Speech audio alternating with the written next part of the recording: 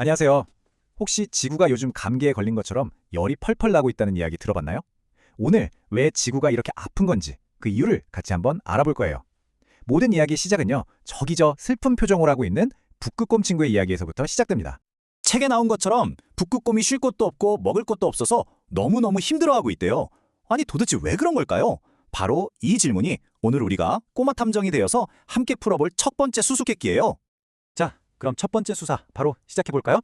우리 탐정들은 먼저 북극곰에게 무슨 문제가 생긴 건지 정확하게 알아내야 해요.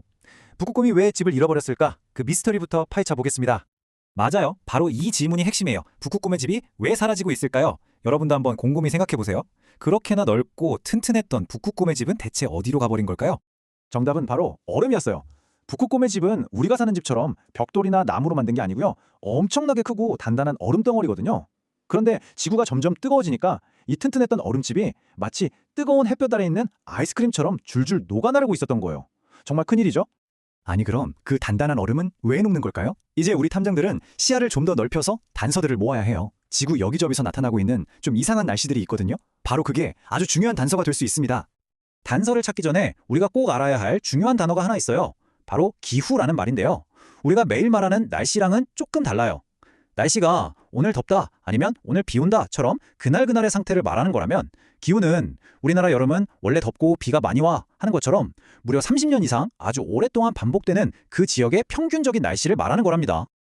자, 그럼 기후변화가 뭔지 이제 대충 감이 오죠? 맞아요. 바로 그 평균적인 날씨, 즉 기후가 서서히 달라지는 걸 말해요. 예를 들면 우리나라의 여름이 옛날보다 훨씬 더 뜨거워진다거나 겨울이 예전만큼 춥지 않게 되는 것처럼요. 바로 이런 현상들이 기후가 변하고 있다는 아주 강력한 단서들이에요. 예전에는 어쩌다 한 번 있었는데 요즘은 너무 자주 겪는 찜통더위, 폭염이나 갑자기 찾아오는 혹독한 추위, 한파, 또 갑자기 눈이 너무 많이 와서 길이 막히는 폭설이나 비가 너무 많이 와서 마을이 물에 잠기는 홍수, 또 반대로 비가 너무 안 와서 땅이 쩍쩍 갈라지는 가뭄까지. 이게 전부 지구가 우리한테 보내는 나 지금 아파요 하는 신호인 셈이죠. 자, 단서들을 쭉 모아보니까 지구가 아픈 게 확실해졌어요. 그렇다면 우리 탐정들의 다음 임무는 뭘까요? 맞아요. 도대체 누가, 무엇이 우리 지구를 이렇게 아프게 만들었는지 그 원인을 찾아야 합니다.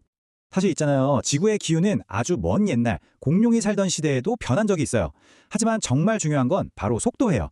예전에는 거북이처럼 아주 천천히 우리가 알아채지도 못할 만큼 느리게 변했다면 지금은 마치 빨리 감기 버튼을 누른 것처럼 엄청나게 빠르게 변하고 있거든요.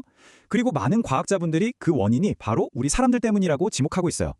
우리가 공장에서 물건을 만들거나 자동차를 탈 때 우리 눈에는 잘 보이지 않는 온실가스라는 게 공기 중으로 나와요.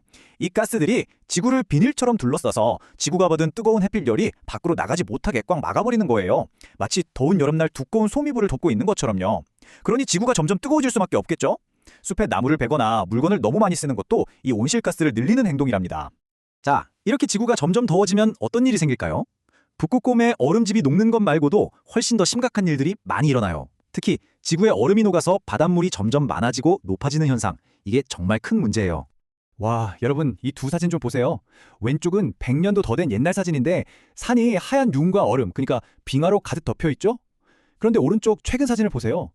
그 많던 빙하가 거의 다 녹아서 사라지고 그냥 평범한 산만 보이고 있어요. 이 녹은 물은 다 어디로 갔을까요? 맞아요. 전부 바다로 흘러들어간 거예요.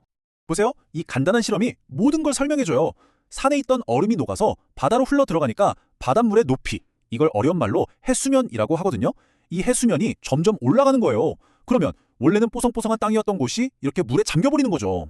맞아요. 실제로 남태평양에 있는 투발루라는 아주 아름다운 섬나라는요, 바닷물이 계속 차올라서 나라 전체가 바다에 잠길 위험에 처해 있대요. 이건 그냥 땅이 조금 없어지는 문제가 아니에요. 북극곰처럼 그곳에 사는 사람들과 동물들이 아끼는 집을 통째로 잃어버리게 된다는 뜻이거든요. 해수면 상승만이 문제가 아니에요. 기후가 변하면서 날씨를 예측하기가 힘들어지니까 농사짓기도 어려워지고요. 예전보다 훨씬 더 강력해진 태풍이나 끄기 힘든 큰 산불이 우리를 위협해요. 그리고 북극곰처럼 많은 동물들이 살 곳을 잃고 결국엔 지구에서 영영 사라져버릴 멸종 위기에 처하게 된답니다. 지금까지의 이야기를 들으니까 마음이 좀 무겁고 걱정되죠? 하지만 괜찮아요. 이제부터가 진짜 중요한 시간이에요. 이 문제를 해결하는 멋진 해결사, 바로 우리가 지구 수비대가 될 시간이니까요. 맞아요. 문제는 정말 심각하지만 희망은 바로 우리에게 있답니다. 우리가 힘을 합치면 아픈 지구를 다시 건강하게 만들어줄 수 있어요. 어떻게 하냐고요? 지금부터 그 비법을 알려드릴게요.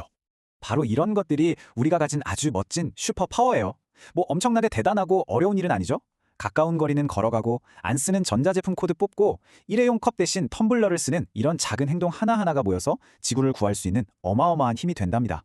물론 우리 어린이 친구들만 노력하는 건 아니에요. 전 세계의 많은 나라들이 힘을 합쳐서 숲을 더 많이 만들고 지구를 덜 아프게 하는 착한 기술, 그러니까 친환경 기술을 개발하려고 지금도 열심히 노력하고 있답니다.